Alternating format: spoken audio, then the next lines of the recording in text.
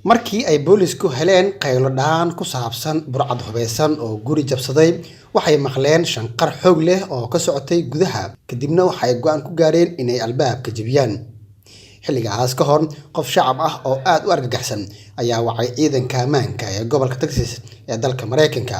waxa uuna ku wargeliyay in gurigiisa uu tuug hubeysan u dhacay askar ka tirsan booliska oo si buuxda u qalabeysan ayaa weerar ku qaaday gurigaasi iyaga oo markaas damacsanaa in ay gacanta ku soo dhigaan tuug hubeysan ee lagu soo wargeliyay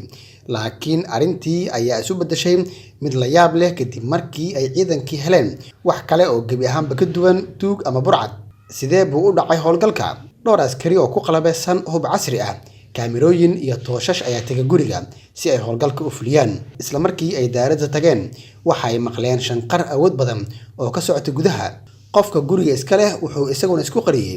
meel luuq ah wuxuuna ka baqayay in waxyeello ay gaarto maadaama uu filiyay intuu uu soo dhacay askarta ayaa u muuqday inay si degdeg ah u fuliyeen howlgalka ayna doonayeen in ay ka hortagaan khasaare halkaas ka dhaca qof ayaa ku jira gudaha ayuu yiri mid ka mid ah askarta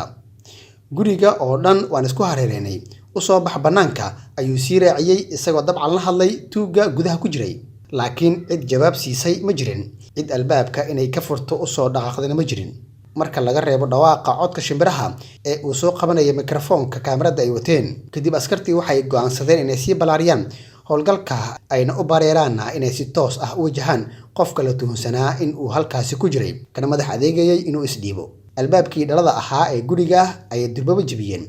gudaha ayeen u sii galeen mugdi ka jiray qolalka awgiis waxay adeegsadeen tooshkooda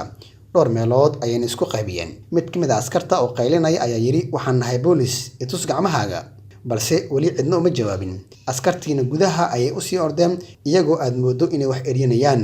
ma qiyaasi kartaa waxay arkeen waxaas waa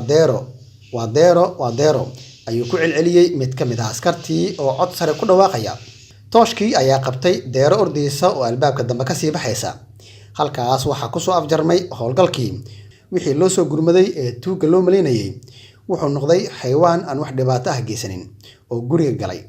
balse arintan ayaa la yaab weyn ku noqotay askartii waxaana qaarkood la maqlayay iyagoo xoog u neeftuuraya oo nafis weyn dareemaya